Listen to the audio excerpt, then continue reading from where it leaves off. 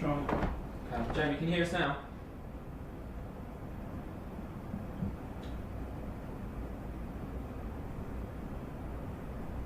Seems not. Jamie, can you hear me? I can hear you, yeah. Brilliant. Okay, thanks guys. Sorry for that. We use the usual format today. Broadcast first, David second. If you've got a question, please use the waiting function. We'll start with Sky Sports News. Thank you very much. Good afternoon, Frank. Hi. Obviously, we're in the last 4 days of the transfer window now, thank goodness.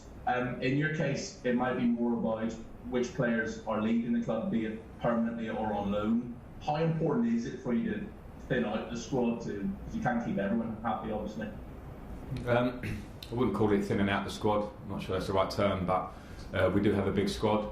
I'm not interested in getting involved in speculation over the last few days of the window, because what I say now will be speculation. So we'll see how that develops over the next few days. Focused on the game tomorrow, and we'll see what movements there may be. Regarding ones that you may be willing to leave on loan to get some game time, obviously there's young English players who would like to impress Gareth Southgate before the Euros next summer, the likes of Loftus-Cheek, Tomori, Hudson-Odoi. Would you be willing to see those players go out on loan so they're getting more game time? With every player in the squad, I think if it's a situation of a loan, you have to consider what's best for the player, what's best for the club first and foremost, and then see how it stacks up. So with all those three players, I would always take those things into consideration, but I haven't got an answer for you on any of those three. I have a good relationship with them all and speak honestly with them. Again, that's one that we will broach player by player over the next few days. Once the window shuts, every player that will be here will be used and within our squad, because there's a long season and a lot of competition coming up, and we'll know more on Monday. And just one final one on the transfer front, because I know you didn't enjoy talking about it, but Antonio Rudiger, is there any latest developments with him? No more developments. If we can move on to Mason Mount and how he's sort of coped since Tuesday, because okay, it's not Stuart Pearce in the semi-final of the World Cup, but it's still a tough thing for a young lad to go through. How have the rest of the squad rallied around him and you know, kept his chin up? Well, everybody would rally around Mason as they would any individual in the team. I've been the penalty misser, I've been the one in the squad where somebody else has missed. I think that's standard, and that's how it is. With Mason, I think Mason's biggest disappointment is the feeling that he may have let his teammates or myself or staff down. It's absolutely the opposite. I think what Mason's done since he's got in, the young boy who's been desperate to play for Chelsea in all his young life, and got in and been fantastic for us over the last 18 months, and missing a penalty in a round of the Carabao Cup to get knocked out is par for the course of someone of Mason's young talent that will go on to play in many a game as important, more important, have critical inputs into games, much more important. And I'm not trying to belittle the game, but I'm just talking about how his career is going to go. So he's supported by everybody at the club, and we all move on.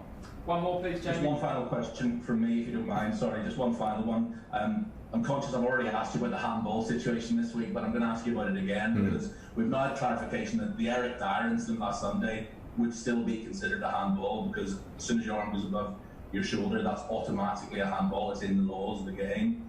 Do we need to just strip the laws right back and say, you know, was it deliberate? Did you get an advantage from it? Have they become way too complicated now? I think with handball, unfortunately, you won't be able to distinguish what's deliberate and not. There's a grey area, a natural grey area, and I think that's tough. So I think it's more seeing now how the new, the slight amendment and how the referees put that into practice. We need to give that some time. It felt a healthy change when I read it.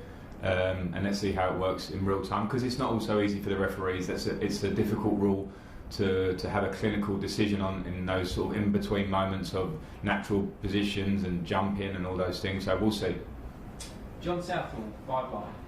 Hi, Frank. Hi, John. How important is this game with Palace, given obviously what happened at West Brom, Tottenham, just to try and kickstart things for you? It's important, John, but as important as every game is. I know that's slightly a cliched answer, but I think we've started the season here. We've gone and won at Brighton, which was a tough game. I think they've shown that in their form in that game, and since then we lost to the champions with 10 men for 45 minutes when it was 0-0.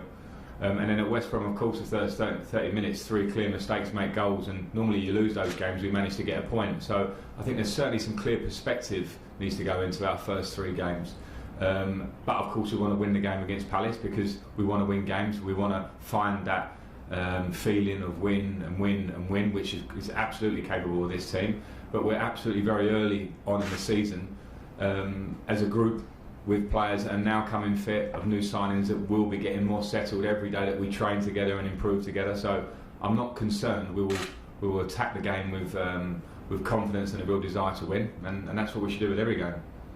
And for you, obviously on Tuesday night, you had a few words on the touchline with Jose. As a young manager, is that important for you to try and put down a marker to other managers, or is it just your competitive edge? No, yeah, certainly not a marker. I think on the line, if you look like you are forced and trying to be, I don't know, what might be perceived as arrogant for what that looks like, or trying to portray a character, I think that sometimes can become maybe not real, or maybe boring from the outside. I certainly don't do that. I just react as I see fit in the game. In the competitive nature, sometimes you can reflect and go, was that too much or not? That's fine. I don't think people should expect you to play, to not get caught up in the excitement sometimes, and that was just it. It's no big deal. Just a word about Roy Hodgson. I suspect you'd be fairly happy, wouldn't you, if you still had that competitive edge, that desire for the game, coaching at the age of 72? Yeah, absolutely. And when I talk about people putting on character or not, Roy has been an incredibly straight down the line manager, person, coach. His career is something that's beyond exceptional. I've got so much respect for Roy Hodgson in the job he does and the way he carries himself.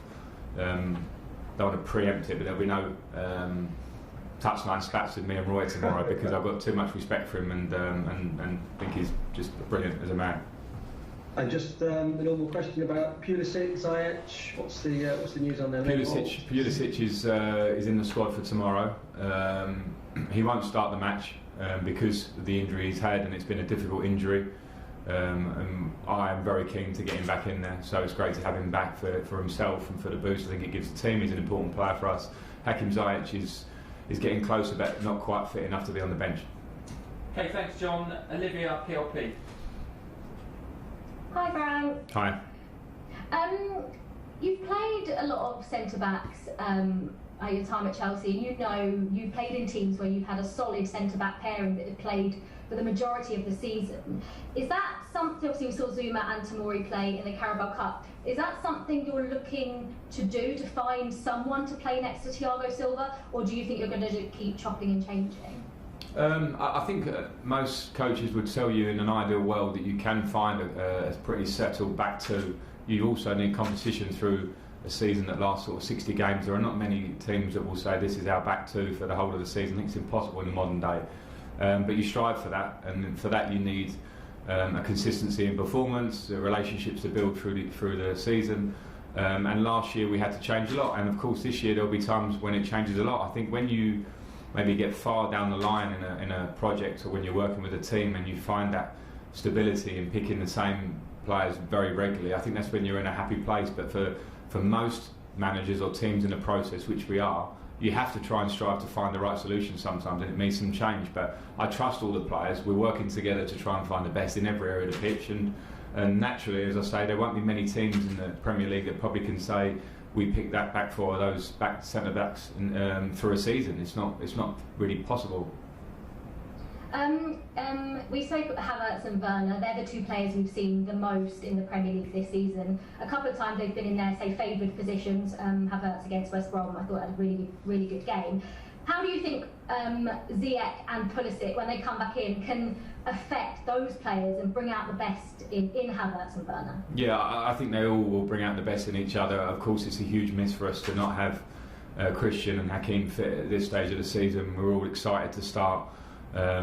Christian's been here for a year, so he doesn't have that bending process that was part of his early part last year.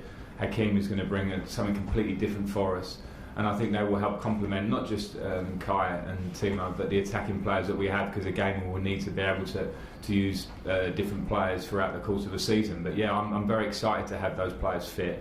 The Timo and Kai don't have necessarily favoured positions themselves, but I have a clear idea of where I want them to play. At the moment, injuries have not made it that possible, and sometimes you have to be adaptable in those difficult times. Nick Pure, PA.